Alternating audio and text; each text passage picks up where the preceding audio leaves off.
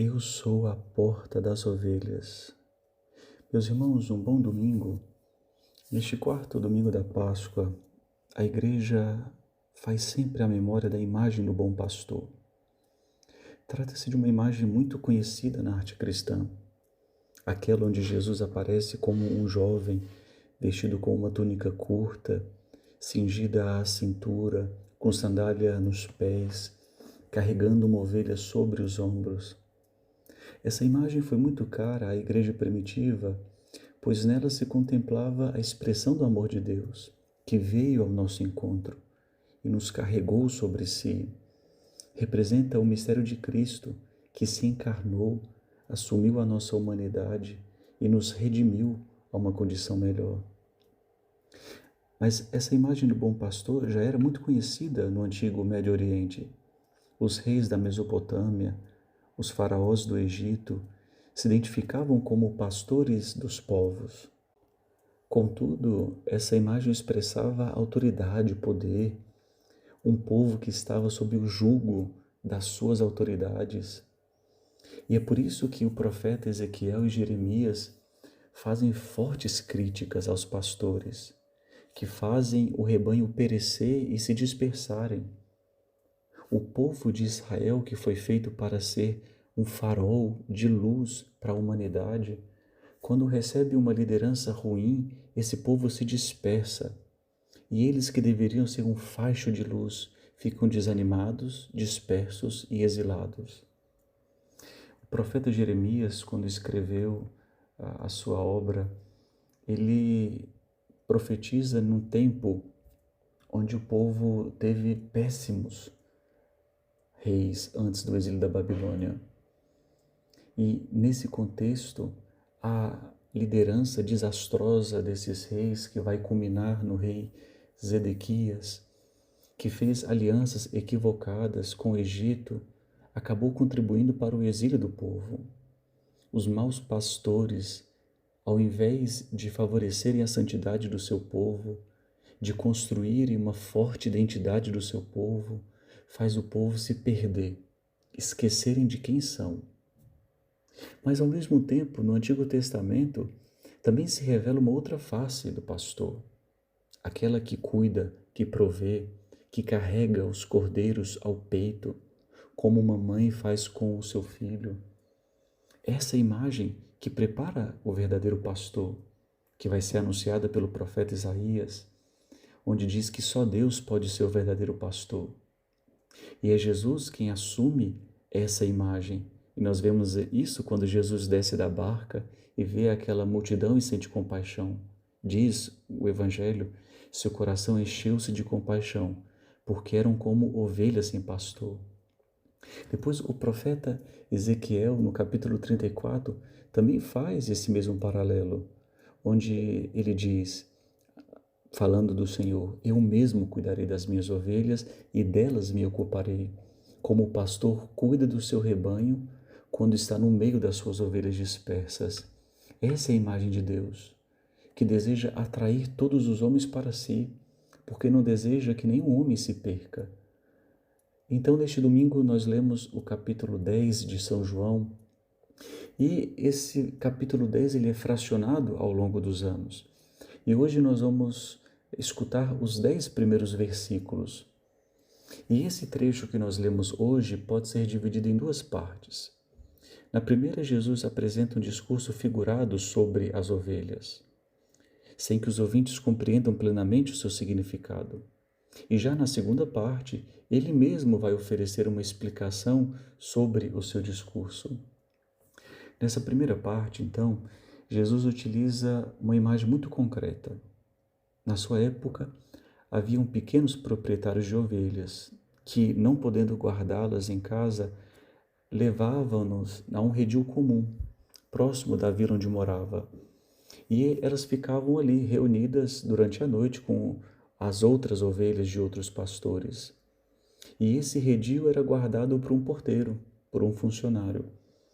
O pastor, ao chegar, ele batia na porta, pedia permissão ao guardião que o identificava como proprietário. E ali, dentro daquele redil, Ele chamava as ovelhas pelo seu nome. E as ovelhas reconheciam a sua voz e o seguiam. A diferença dos estranhos, na qual não só entrava saltando o muro, mas também não conhecia o nome das ovelhas. Tinha uma voz que era dissonante. E é por isso que esses são identificados como ladrões e salteadores.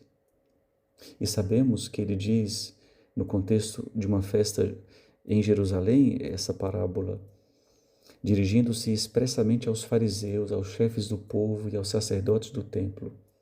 Aqueles que, em vez de cuidar, exploram, entram por outro lado, depredam o rebanho.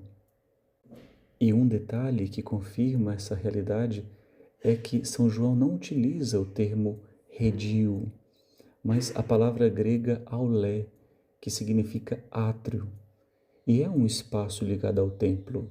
Nós conhecemos o átrio das mulheres, o átrio dos gentios. E aqui reforça essa crítica, aonde os homens são presos por estruturas pesadas, onde são impostas tantas leis, normas, regras, ao invés de gerar vida, produzem escravidão. A diferença de Jesus, que como diz no livro do Apocalipse, ele diz: eis que estou à porta e bato, se alguém abrir, eu entrarei. Jesus não invade, não força, ele bate, pede permissão, espera. Jesus se coloca próprio nessa posição oposta. É a sua voz que atrai docilmente as almas. As ovelhas o seguem livremente, ele não explora, ele não rouba a alegria, ele não tira a vida. Ele se aproxima por amor e espera uma resposta por amor. Diz o texto evangélico, a sua voz conduz para fora. O verbo aqui é éxodo, que é próprio de êxodo. Nos tira de um lugar de escravidão para um espaço de liberdade. Nos tira do Egito para nos dar toda a terra prometida. Como no Egito Deus prometeu a liberdade, o bom pastor também nos dá uma terra prometida, a eternidade, não um espaço fechado, mas um campo aberto. E escutar a sua palavra, deixar-se atrair por ela, guiar por ele, não é um peso, é liberdade.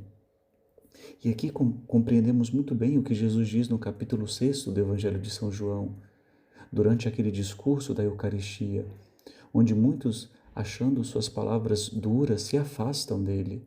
E ele afirma: ninguém pode vir a mim se o Pai não o atrair. Jesus não empurra, não constrange, não impõe pelo medo. Ele caminha à nossa frente, nos atraindo pelo seu testemunho, pelo seu coração aberto a todos nós. Ele desperta o nosso coração para o seu amor. E aqui nós entramos na segunda parte do texto. Jesus explica a imagem da porta.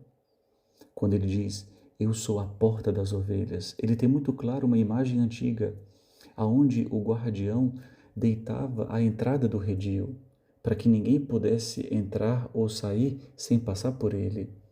E aqui Jesus se identifica agora com esta porta. Quem não passa por ele não chega às pastagens verdadeiras. Isso significa que ninguém alcança a felicidade, a verdade, a vida plena sem passar por Cristo. Existem alguns crucifixos que contornam o vazio do seu corpo na cruz de madeira. E é uma imagem interessante essa destes crucifixos vazados, porque indica um espaço que todos nós devemos passar. Mas para passar, todos nós devemos adquirir a forma de Cristo. Cristo é a porta estreita. Passar por ele significa renunciar ao egoísmo, é fazer da nossa vida um dom aos outros, é amar de modo gratuito.